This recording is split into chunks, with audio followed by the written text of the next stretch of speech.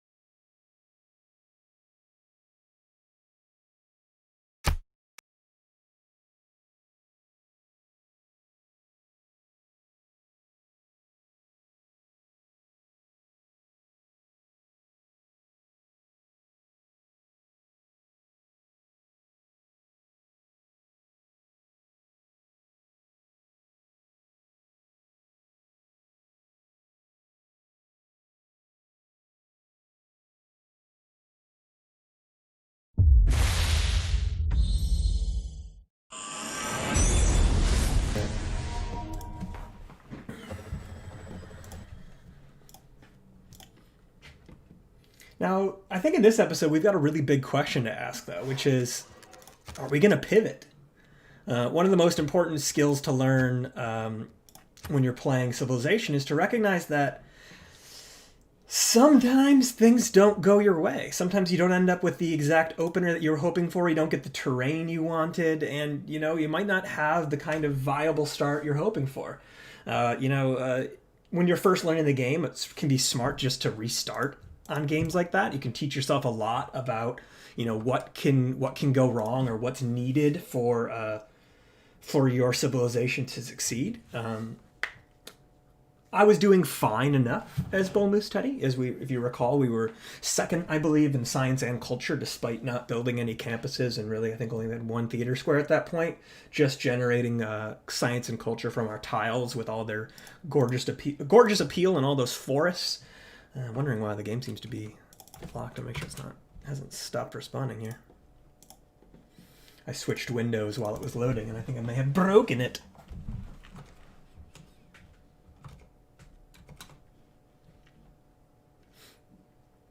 Let's just go ahead and close the window here, because it does not seem to be responding anymore.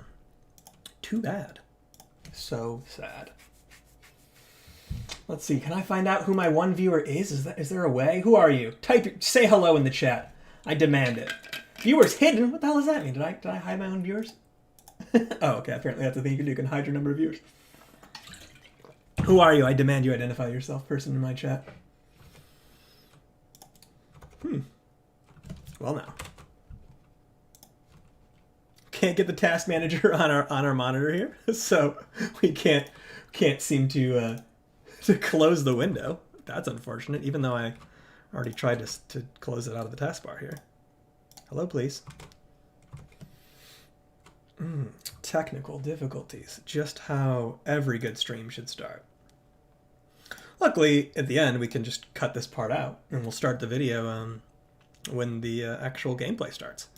However, without being able to close it, it does seem like perhaps I'm trapped in some sort of horrible, horrible purgatory with my one viewer. Isn't this terrifying? Oh, no, there are 3 viewers watching my game not load. That's what I like to see. Hello, everybody. Welcome to the chat. If you don't mind, say hi. I'd love to know who's here. In the meantime, however, I'm trying to just get Civilization 6 to close. Oh, participants. Oh, it's just me. I still can't see who's here. All right. What are we going to do? What's our plan? How the hell are we going to close this window? Alt F4? Is Alt F4 going to work? It's not. Let's Alt F4 out of everything else here. Because until we can close out of Civ 6, we can't play Civ 6. There it is on the taskbar. Or there I can see the icon peeking through on my desktop. I'm playing on an ultra-wide monitor right now, so it's only capturing the game window, so you can't see the bottom of my screen. Man, oh man, what is going on here? I just can't even... I cannot close. You can see I'm closing it here. Discord's open, League's open. I can close those things. League's like, hey, I'll close for you. Let's try this. Maybe we got to just drop the Civ 6 window a little lower on OBS priority here. No, that's not doing it either. All right, well, I'm just going to go ahead and guess end the stream. I don't know what else to do here. Let's see if I can launch Civ 6 from my start menu. This is good fun. Oh, something's happening.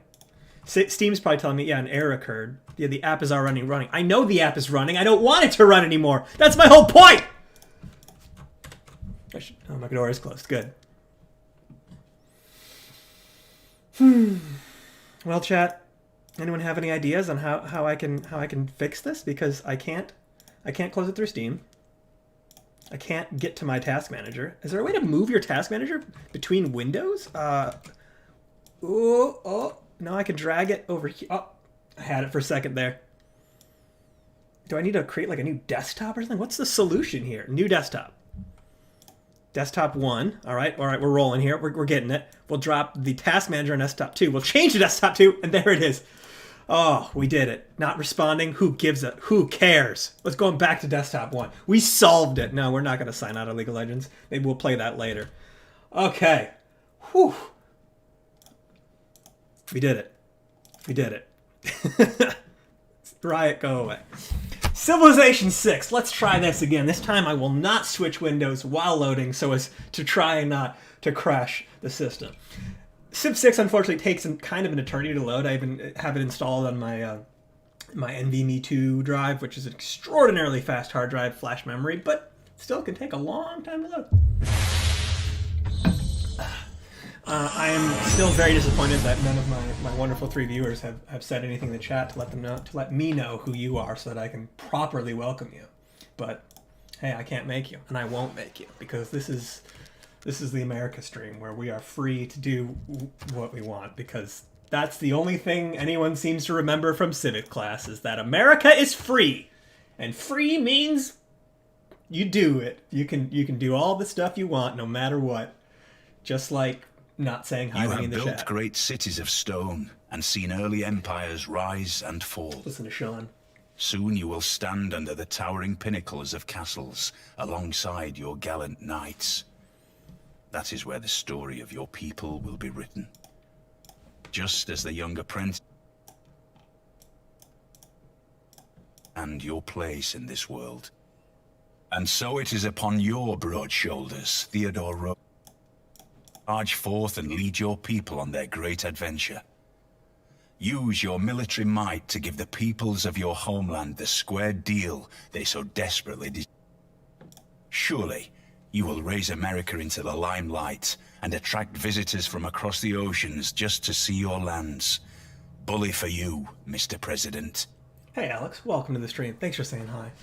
Yes, this is the alternate version of Teddy Roosevelt. There are now 2 versions in Bull Moose, which focuses on tourism, national parks, and the appeal of your tiles, grabbing beautiful tiles. And then also there is the Rough Rider Teddy, who is more of his militaristic cavalry, wiping out the poor indigenous people of America.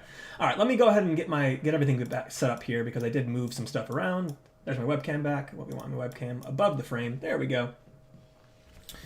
All right. Hopefully we're all good to go. It looks like part of my screen here is actually being cut off. Let me see if I can resize this window. Again, I'm playing on an ultra-wide monitor on a non-ultra-wide stream, because I assume you are not an ultra-wide. Why would I do that to you? All right, that looks good. I think you should see everything except for the very bottom of the screen. Let's go ahead and actually, why don't we move...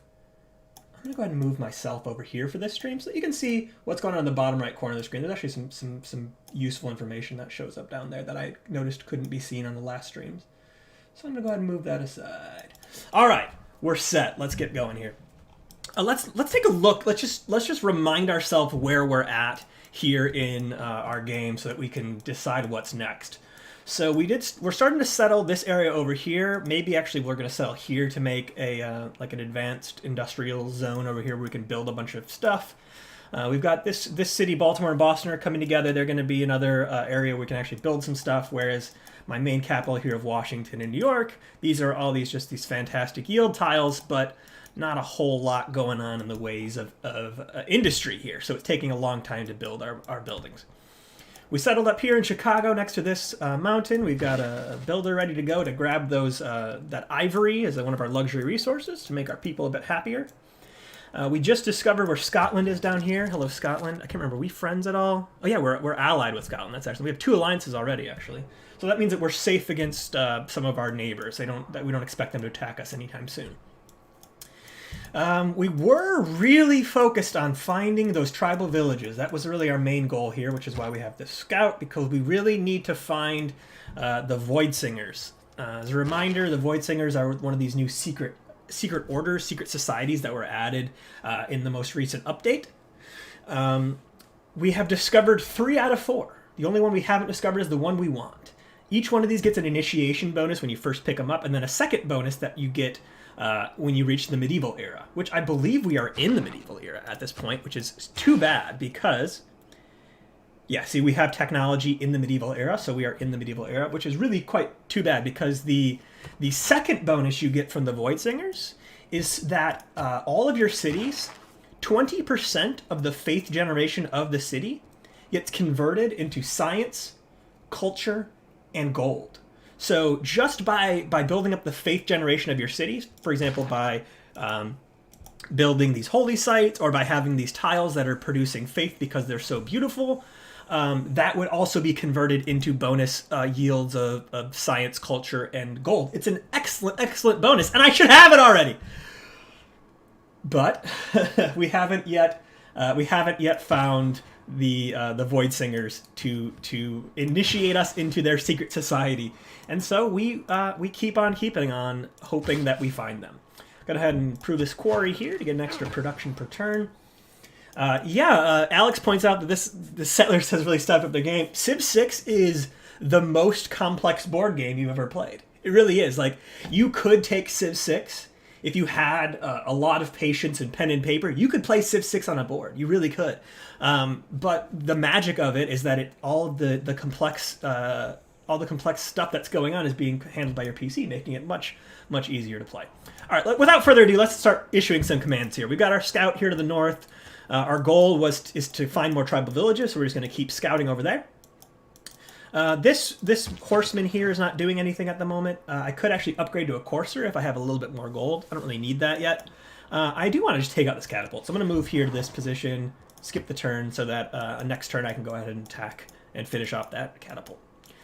Cobble's got a quest for us to recruit a great scientist. That's probably not going to happen, so we're going to go ahead and go to our next turn. You know, we wanted to bank up all of our faith and save it up to grab a bunch of national parks when they're available and a couple other things.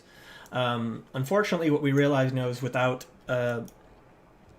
reaching the Voidsingers, we haven't been able to use our faith in the same way. But we did get lucky, if you recall, in episode 1 by becoming the suzerain of Valletta, which allowed us to build buildings using faith. And since then, we built a bunch of monuments, which increased our culture. We built several city walls, which makes our cities more defensible, and also will eventually generate tourism in the late game when people want to come visit the ancient castles.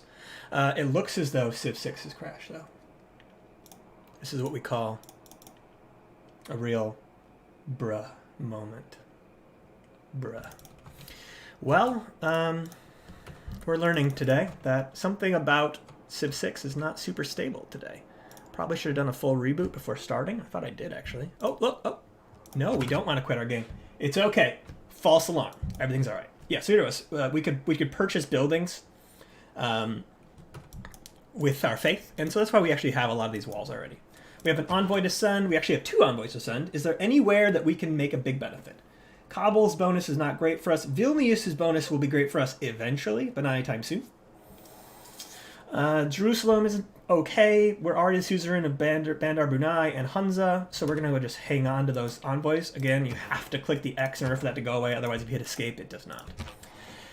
We're going to keep sending this scout further south. We see that Scotland's sitting on some crossbowmen. Let's go ahead and finish up this catapult.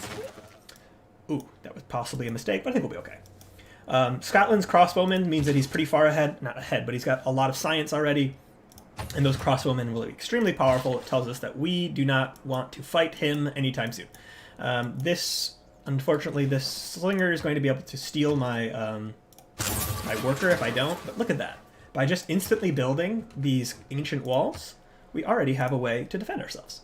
So we shoot the slinger with our walls, and then we finish him off with a scout, and problem solved. In fact, actually now we could send our builder back out again. I'm actually going to send him out to keep scouting because I need to find those tribal villages, and I know this area of the map seems to be pretty untouched.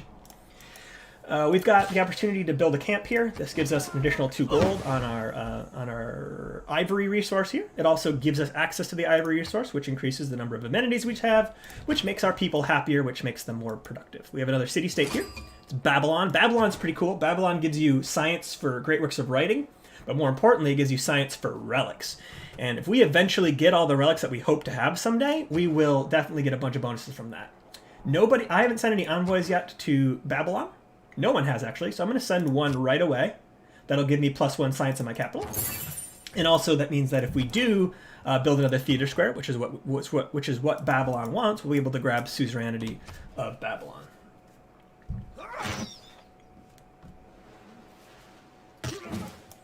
So it looks like Fez is battling with these barbarians here. We finished our industrial zone, and since it has a adjacency bonus of 4 or higher from its very beginning, in order to get the era score bonus, you have to be at that +4 when it completes. If you get it to it at a later date, you won't get the bonus. So it's +4 industry. And look at this, perfect timing. Because we also just got the +100% industrial zone adjacency bonus tangible to fall back upon. I'm speaking over Sean Bean here. This also unlocks the Chichen Itza, which is a very cool wonder that makes rainforest into a good tile. They get +2 culture and +1 production, including if you're building lumber mills on them, which you eventually can do. Let's take a look at our policies right now. The reason we have the new settlers gain 2 action is because we're settling cities right now and getting really fast free builders with +2 extra build. I want to keep doing that. And I actually am going to throw the +100% industrial zone yield bonus right here. And what that'll do is that in our city over here of Baltimore, we just finished this industrial zone, it's going to double it to 8 production. And about 8 production, no big deal. Considering we're at 29, +8 is kind of enormous. So next we could build in 7 turns, we get 3 more production, which would be nice. We actually do have enough population to build another district right away. So there's an argument to be made that we should be doing that. We could actually build that theater square and get the bonuses, not the bonuses, but get the suzerainty going, the extra envoy to who was that? Babylon. We actually have a governor title as well. I'm going to hold on to this governor title because I really, really, really, really, really want to be able to promote the Voidsingers twice when I find them. Okay, so what should we build next? We could build a holy site. There's a decent one. There's a +2 here. There's a +4 here, which is interesting because since this tile is no longer yielding the bonus science for being a high enough appeal, there's actually a reason that we might want to try and boost the appeal of this tile instead by building a holy site right there, because it'll add +1 appeal to all adjacent tiles, meaning this one as well. However, this will be a niter mine pretty soon. So maybe we should think about improving the appeal of the tiles up here. This would be a decent national park. Actually, this is already going to be a national park right here. We know that. So another national park would actually have to go up here, but this tile won't let us. So up here, I don't know. It's going to be tough.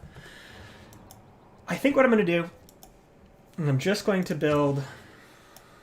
I'm going to build this holy site right here in 1 turn, because I'm going to wait till that grows. I'll put 1 turn into a workshop, and I'll start the holy site next turn. All right, what's our next civic?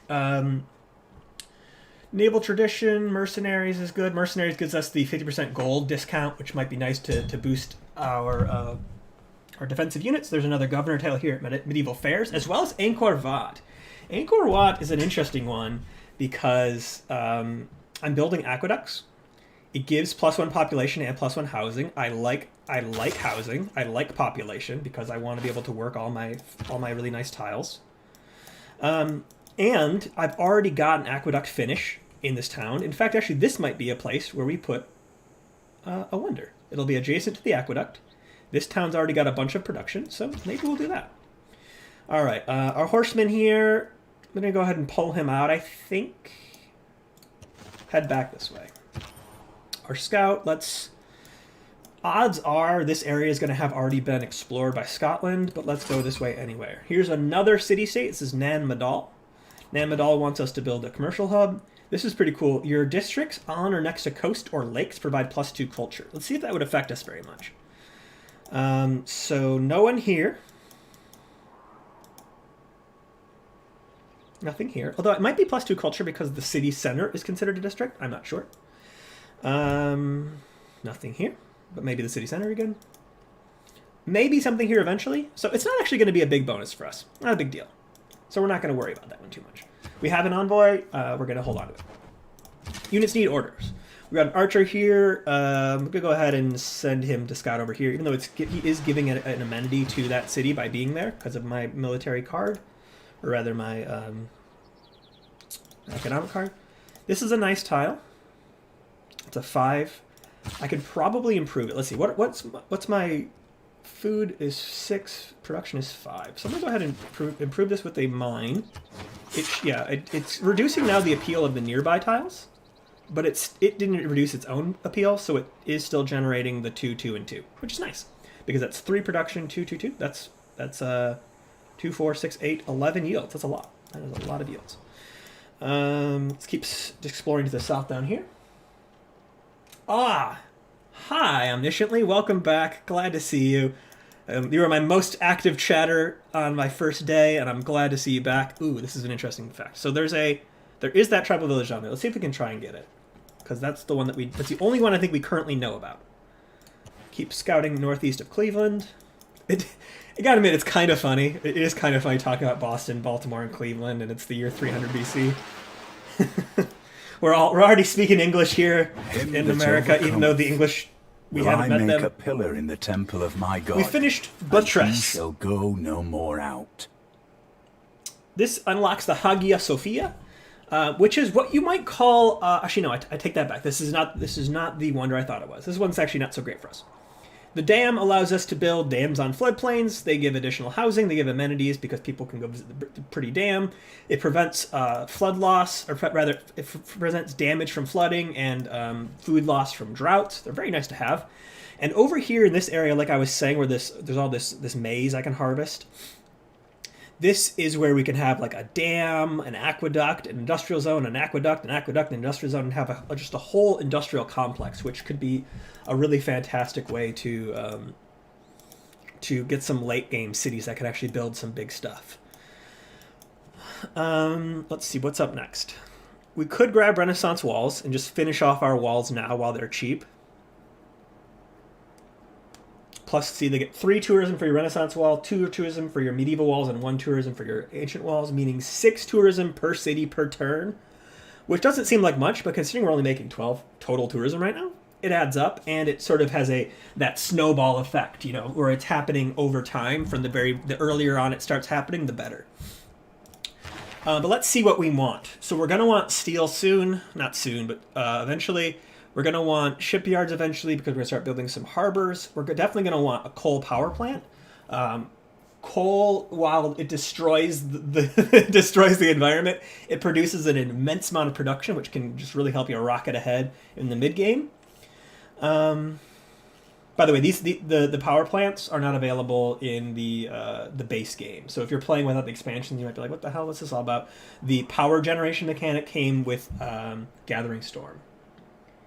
Yeah, the thing is, Omnisciently, is that the base game of Civ 6 is not that mechanically complex. You've got the adjacency bonuses, the districts mechanic. You've got a lot of stuff going on under the hood. You got the civics. You got the techs, the different trees. But Rise and Fall added the governor system. Rise and Fall added the loyalty system. Rise and Fall added the era score mechanic. So those 3 things are not in the base game. And then Gathering Storm adds the disasters, the natural disasters of the floods, the volcanoes, hurricanes, all that sort of thing. It adds global warming and power generation, and also added the World Congress, where all the players in the map make votes. So the game has changed a lot since launch, and if you're playing on the base game, you're gonna be missing out on a lot of those features, for better or worse. I do like the Kilwa Kisiwani.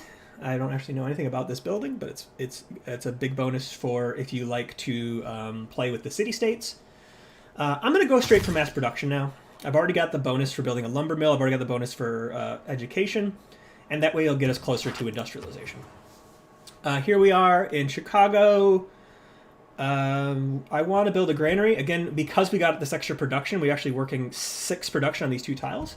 We can convert our production into food pretty quickly by building quick granaries. So I'm going to go ahead and tell this builder to relax. I'm going to tell this horseman to just go ahead and return to Charleston, I guess. Charleston grows in 3 turns. We're going to improve this mine because we need some production in our capital. Move our scout 1 more tile. We're going to try and get that tribal village. It is next door to a barbarian encampment, so we might have to like sacrifice our unit to get it, but we do what we got to do. We are in a normal age with the exodus of the evangelists, meaning that we do want to convert cities to our religions. So there is an argument to be made to go ahead and grab ourselves another missionary to grab some era score. In fact, I'm going to do that. Because I would like to hit a golden age. I haven't gotten one yet, and it's been kind of embarrassing. Go head over to Cleveland. Convert Cleveland. Okay, so there's that swordsman we were dealing with. I can't fight him head on with my scout. My scout doesn't have any promotions. However, I do know that he can't reach me in 1 turn, so I'm going to move. I'm going to move across the river. I'm going to have to go scout up here. Shaka Zulu wants to send us an embassy in our capital. That's good. That gives us 25 gold, and it also improves our relations with them. Also, if we build the diplomatic quarter, which I might be building sometime soon. Okay, so here we are. We put the turn into it. We're going to drop our holy site right now. We're going to build this holy site. Only take 8 turns. I forgot what I was saying. So sometimes I start some things and I don't explain them. Initially asked, what is a golden age? A golden age is when you reach enough of your era score. So last stream, you guys couldn't see this down here. I have my video blocking it. As you earn era score, if you reach a certain threshold, so if you don't break the first threshold, you enter a dark age. When you're in a dark age, the whole screen becomes a little bit dark and more muted. The colors become desaturated, and all of your citizens in your cities begin producing less loyalty. Which means that if an enemy civilization, not even enemy, another civilization, even a friendly civilization, has cities near you, your people might start to think maybe it'd be better to go live with those guys. And so with the loyalty dropping, you might actually lose your city. Your city will become a free city, and it'll be like, you know what? We're leaving America. We're going to have an American revolution within the revolution. Yes, thank you, initially, for reminding me that I no longer can build that wonder. What I can do is I can chop out this stone here and build it there. But thank you for reminding me. It's a little late now. Just kidding. Extreme delays. There's nothing you can do. So that's a dark age. Also, during a dark age, when you have government policies. So see all these policy cards, right? There are these purple ones.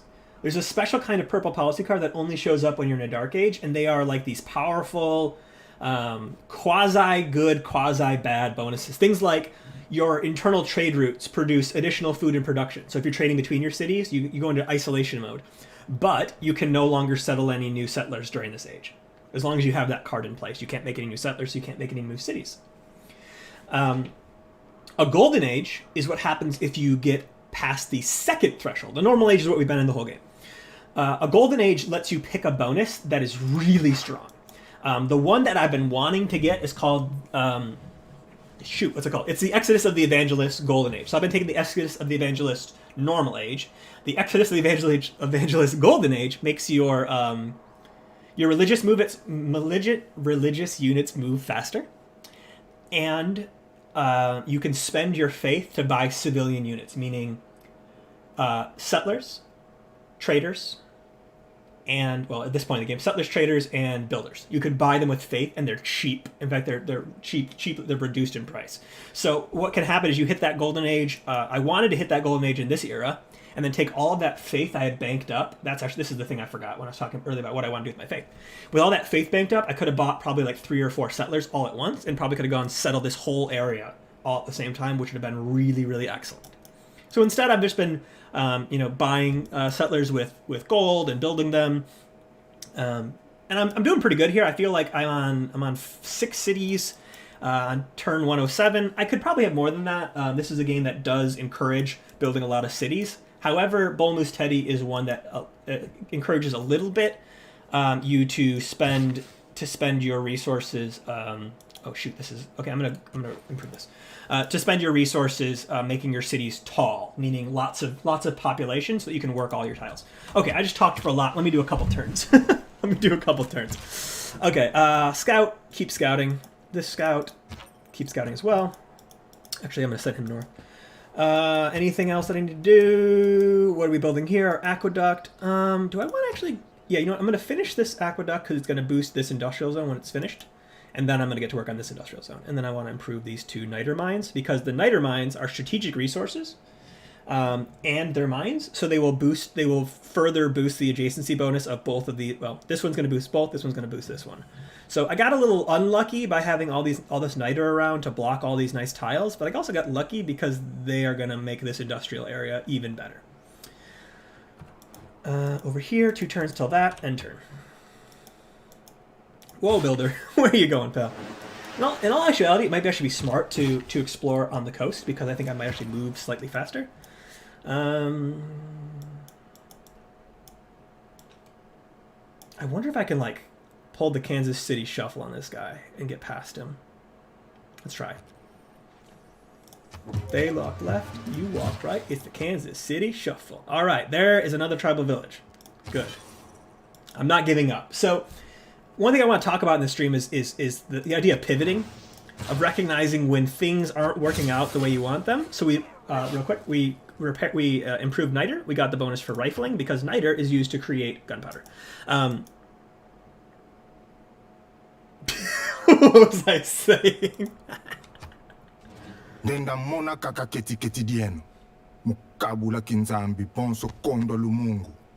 I told you this before, right?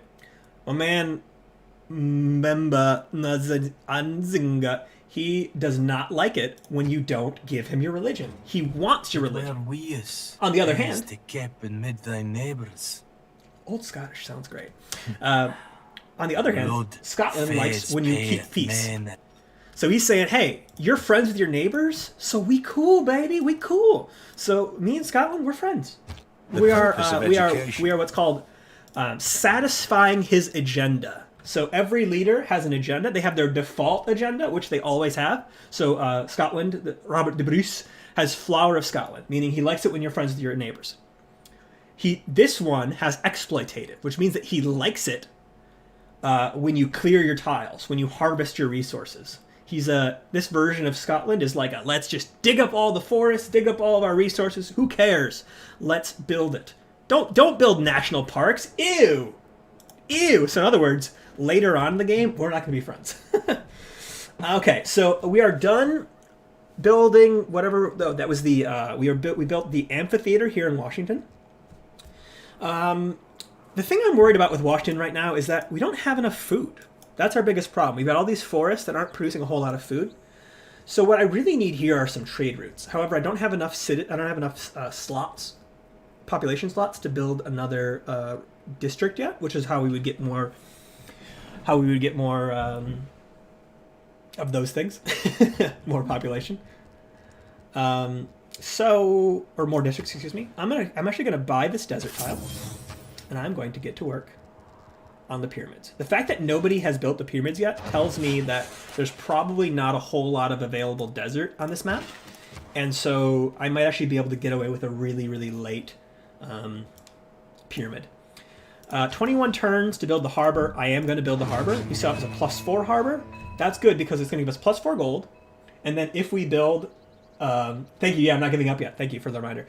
+4 gold, and then if we build a shipyard, it's also going to give us +4 production, which is awesome. We have 3 population, so now we're working 1, 2, 3 tiles. I'm going to keep my builder just chilling for right now. So yeah, I'm not going to give up on. I'm not going to give up quite yet on getting the Voidsingers available to us. I didn't really think about this place I settled because of the whole harbor situation, but oh well. I would like to actually chop down this rainforest. In fact, I'm going to do that. I'm going to chop down this rainforest to be able to free up some appeal. Let's put it into... We could break this. We could harvest this crab for gold and then build a harbor in its place. That's not a terrible idea. So let's go do it. Let's chop out the monument with our builder, and then we're going to harvest this crab for gold, and then we're going to build a harbor in its place. That'll allow us to get +1 housing and also a trader. So let's do this. The reason I'm talking about the tribal villages is I'm not going to pivot. So I think it's important to recognize that sometimes your plans don't work out, and the next thing to do is to say, what are we going to do next?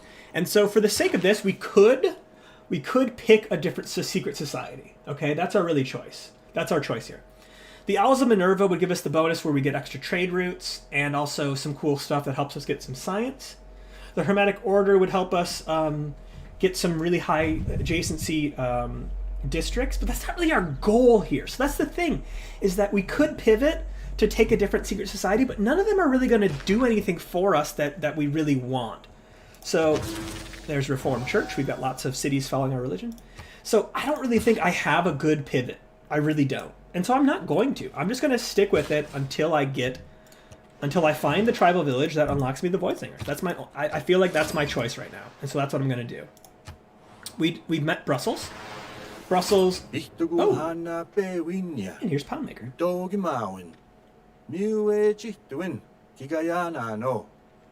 Poundmaker is the leader of the Cree. The Cree were they are a indigenous people of North America who are from Canada. And in this game, the Cree are diplomats. They love to try and win via diplomatic victory. And so we are definitely going to try and be friends with them too, because why not? We also discovered a natural wonder. This is Torres del Pan within his cult, in his borders, I think. Or maybe that was in Brussels. Let's find out. Poundmaker, send a delegation. Let's go ahead and make a deal. Let's get open borders. What do you want? He wants $11. Cool by me. So now we're pals. Well, I shouldn't say pals, but we're not necessarily at each other's odds. We could actually sell him some diplomatic favor. We've got a lot of it. In fact, let's see how much does he pay for it.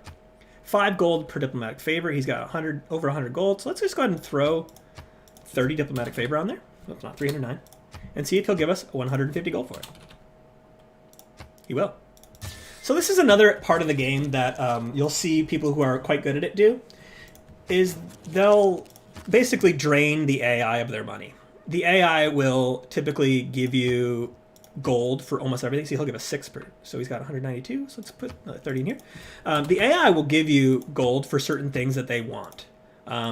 Diplomatic favor lets you sway the World Congress, which means that you're able to make votes that affect the game in the way you want. So giving away your diplomatic favor has an unfortunate 6 per turn as well. So let's do 6 times 15 is 90. So we don't really need the gold. So that's 120 gold over 30 turns. I'll take that.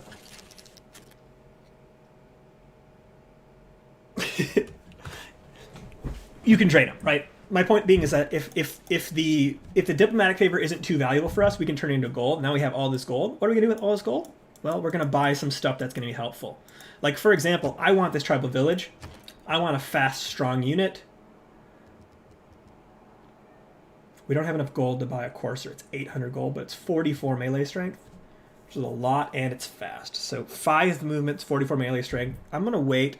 How many turns? Let's see, does anyone else have any gold? Let's see if Shaka wants to buy our diplomatic favor. He's got a lot, but still 6 gold. So let's do 20 diplomatic favor. And see if he'll give us 120 gold. 115? Alright. So there might be a little bit of a like a diminishing returns where he's like, okay, I value this up to this point and now it's worth less to me. Omnisciently asks, how many villages does it normally take? I have gotten it on my first village several times. I've gotten it by the 3rd village several times. I have never, ever, ever gone this long. We got our alliance with Shaka. One of the cool things about alliances is that they improve over time. So if I get a higher level of military alliance, I can basically produce units faster while we're at war. I have a research alliance with Robert the Bruce, and his are that at higher levels, you start to get more science from you get science from your trade routes, and then eventually you unlock the Eurekas that your friends have unlocked, which is pretty cool. We have an envoy. We have one envoy. Nan Madal will give us +1 culture by just putting a point in. Brussels will give us +1 production. 15% production from wonders is pretty good because production for wonders is pretty good because we actually want to build some wonders this game. We could upgrade this horseman into a courser, but he's pretty far away from the front. What do we want? We're eventually going to want plus movement, most likely. It's going to take a long time to get there. I don't really expect to do a whole lot of war this game. This would help him be stronger against spearmen, which is the default barbarian unit, so I will take that. We've converted Charleston into our religion. Where is Mvemba? Where is Congo? I honestly don't even know where his cities are. We can do search, so we'll search for... Can I search for a combo? Okay, I guess you can't search for people. Interesting. Here is where Pound Maker lives, up here to my east. So I won't have a ton of space over here, but still have plenty of space. Remember, when I set up the game, I did set it up to have additional land. I did want that. All right, so we're going to chop this rainforest, which yields 38 production and 38 food, which immediately gave us access to the monument. I would like to immediately get to work on the harbor here, but I want to clear out. I want to see if you remove a feature like crabs by putting a district on it, you get none of the benefit that resource would have given you. But if I send a builder out to sea and just basically fish up all the crabs, it'll give me some gold. So I don't want to just immediately do that. I'll put a point into the ancient walls instead. We have a missionary here. These two city-states up here do not have a religion. So actually, none of these do. And Chicago doesn't either. So that's going to be a way for me to use some faith. In fact, I'm going to do that. I'm going to grab one more missionary, and I'm going to convert these cities for some extra era score, and also just to kind of establish my religion up there. I'm going to send this archer down here to keep scouting. All right, I've got our scout. Our plan, so there's a tribal village down here. Our plan is basically to come in from the ocean and maybe be able to avoid some of those barbarians. The scout doesn't have enough movement. This missionary, go ahead and... Actually, he can't climb. So these are cliffs. You can't climb cliffs unless you have a specific promotion. So in other words, we ain't climbing those cliffs. Skip his turn. Skip turn. There's some spices here, which is nice. Spice are a luxury resource. There are very honest people who do That's not medieval think fairs. that they have had a bargain That's unless they have cheated a we talked merchant. about wanting to build. We do have this up because we're building some harbors. Anything? Where are my other settlers? Do I still have settlers moving? I feel like I've still got settlers moving. I hope I do.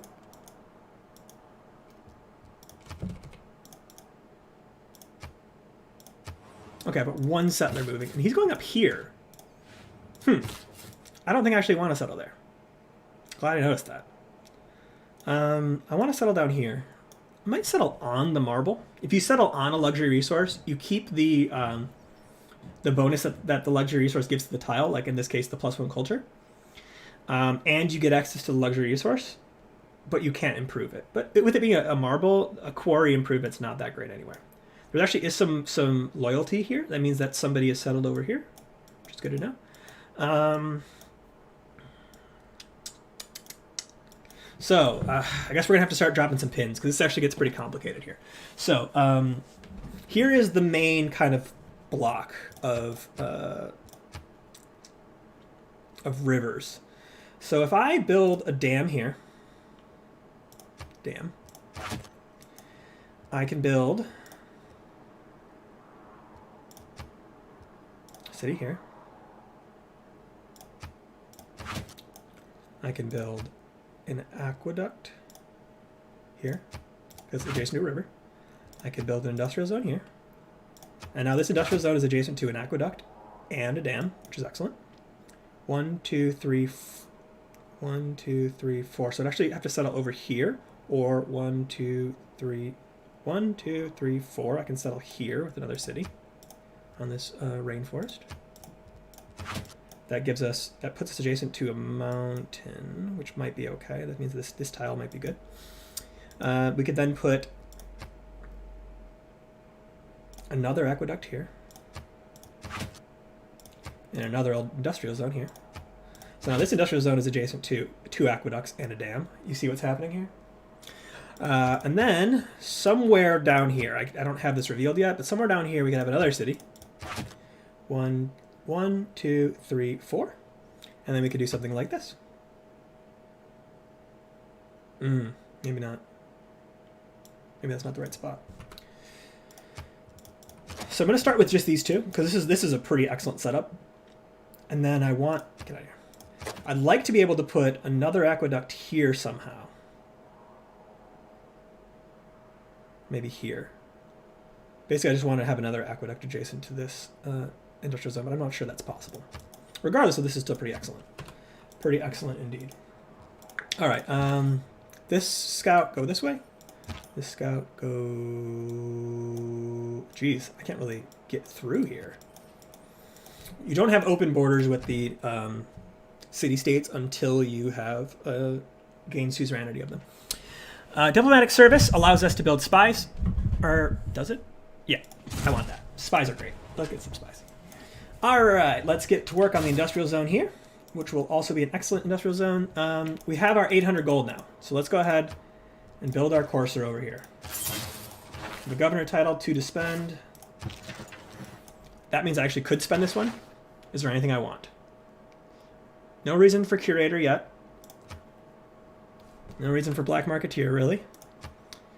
Harbor master is good. Where is my Reina right now? Reina is currently here, where I don't have a harbor. So it's not really going to do a whole lot there. Ooh, we've got a new tile down there. That's nice.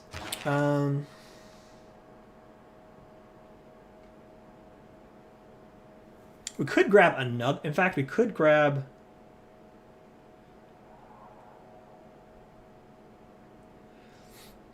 Moksha would be interesting. Amani would be interesting. Amani helps you get suzerainty of city-states, and Liang buffs your builders. You know what? Liang, I'm actually gonna grab Liang, and here's why.